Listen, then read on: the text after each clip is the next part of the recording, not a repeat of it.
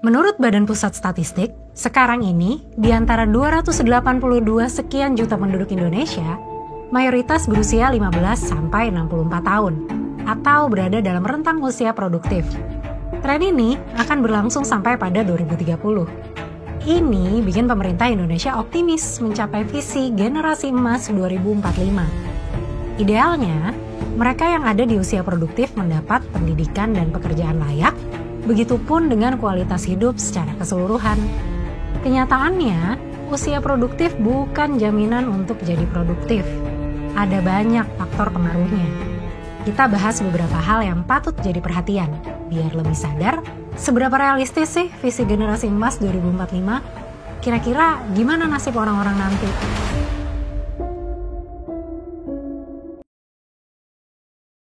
Poin pertama yang ada dalam agenda generasi emas 2045 adalah pembangunan manusia. Pemerintah berharap bahwa di 2045, seluruh generasi muda Indonesia adalah individu berkualitas, berkompeten, berdaya saing tinggi. Persiapan untuk mencapai level itu sih kudunya udah dimulai dari sekarang. Oke, kita lihat lagi kondisi rata-rata kelompok bonus demografi. Kelompok penduduk usia produktif, yang besar dan berkualitas dan bisa jadi sumber tenaga kerja dan pelaku ekonomi. Lihatnya dari sisi pendidikan, pekerjaan, dan kesehatan dulu. Rata-rata lama sekolah penduduk di Indonesia dari 2010 sampai 2023 berkisar antara 7,46 sampai 8,77 tahun. Dengan proporsi laki-laki lebih banyak masuk institusi pendidikan dibandingin perempuan. Mereka yang tinggal di Tambrau, Papua Barat, Paniai, Puncak Jaya, Nduga di Papua, rata-rata lama sekolahnya hanya 1 tahunan. Sementara, harapan lama sekolah rata-rata dari 11,29 sampai 13,15 tahun. Jadi, program wajib belajar 12 tahun masih lumayan jauh ya sama realita. Lalu, per Maret 2023, hanya 30% penduduk Indonesia yang tamat SMA dan sederajat, dan hanya sekitar 6% yang lulus universitas pada tahun yang sama. Dari sini, kita bisa lihat bahwa mayoritas pekerja di Indonesia adalah tamatan pendidikan dasar, dengan rata-rata upah per bulan sekitar 2 jutaan. Itu nggak menjamin bahwa mereka menjalani pekerjaan layak.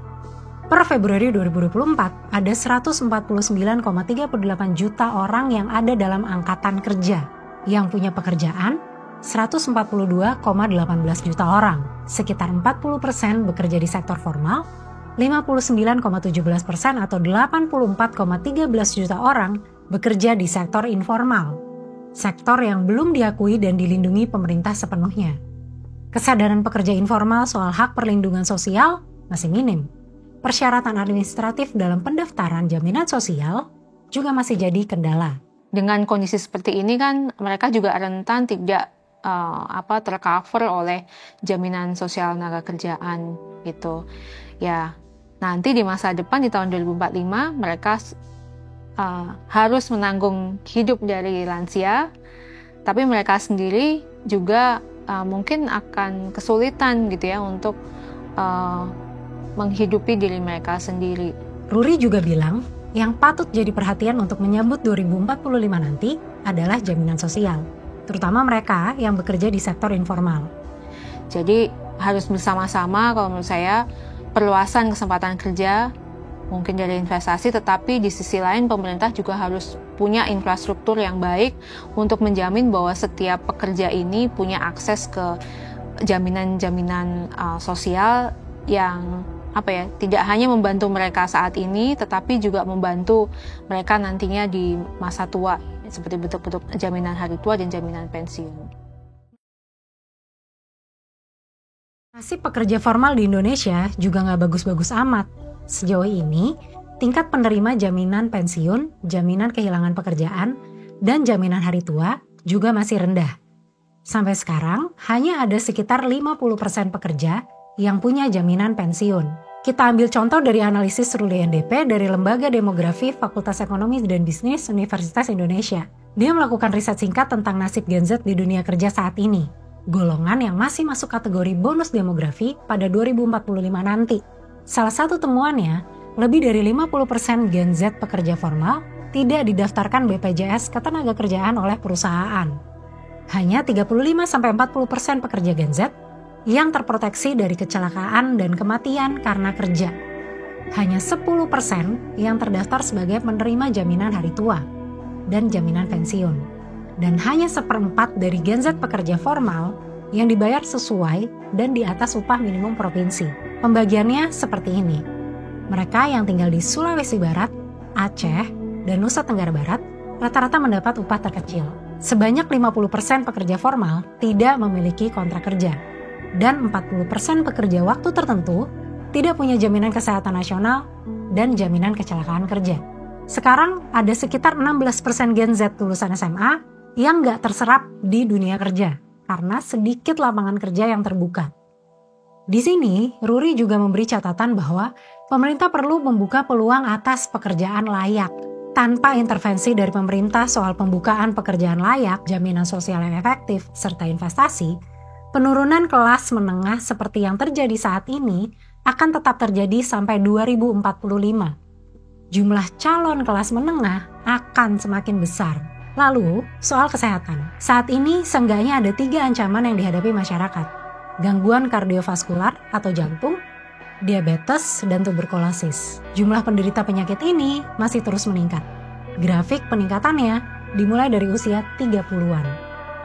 Dengan situasi kondisi manusia yang tidak memadai, pada 2045, Ruli bilang bahwa orang dewasa di usia produktif akan tetap dibebani beban perawatan lansia. Saat ini, rasio ketergantungan ada di level 44%. Artinya, tiap 100 penduduk menanggung 44 orang. Persentasenya diperkirakan meningkat jadi 52,01% pada 2045. Para peneliti di Lembaga Demografi UI sepakat bahwa salah satu cara yang bisa ditempuh untuk mengurangi masalah yang ada adalah perhatian pada perempuan. Contoh kasus, per 2023 ada 5,73 juta perempuan muda yang berada dalam status not employed, educated, nor in training atau NEET. 60% diantaranya mengurus rumah dan keluarga yang sakit. Ini tidak terjadi dengan mayoritas laki-laki dengan status NEET. Daya dukung bagi pekerjaan care work perlu dibangun. Per Februari 2024, ada 58.922.638 angkatan kerja perempuan di pedesaan dan perkotaan. Sebanyak 2.710.014 orang tidak bekerja. Dalam studi pada 2019, Ruri mengungkap bahwa alasan ibu di perkotaan berhenti bekerja adalah kurangnya tempat penitipan anak terpercaya dan skema bekerja yang fleksibel. Tantangan lain adalah bagaimana individu bisa mengumpulkan aset yang bisa jadi bekal kehidupan pada masa lansia. Project Multatuli sempat berbincang dengan Rustina, perempuan 83 tahun yang bekerja sebagai pelayan restoran. Tambah kerja sini lah lebih senang lagi, bisa ngobrol sama saudara-saudara, misalnya ada cucu-cucu, kayak anak-anak gitu ya. Ngobrol kan kadang-kadang customer suka ada yang ngobrol lah apa gini-gini, aku seneng seperti ngobrol sama nenek sendiri, apa gitulah. Rustina senang karena punya penghasilan sendiri. Ia juga merasa lebih sehat secara fisik dan mental dan ingin terus bekerja selagi mampu. Kepenginnya satu mandiri, kepengen tuh jangan sampai kita tuh membeban anak saya gitu.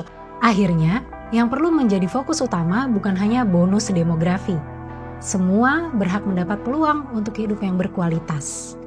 Yuk kita lanjutkan diskusinya di sesi pertemuan bersama Kawan M. Kamu bisa ikut jadi Kawan M dengan melihat infonya di website dan media sosial Project Multatuli. Terima kasih sudah menyaksikan video ini. Silakan follow semua akun media sosial Project Multatuli dan Anatman Films. Sampai jumpa!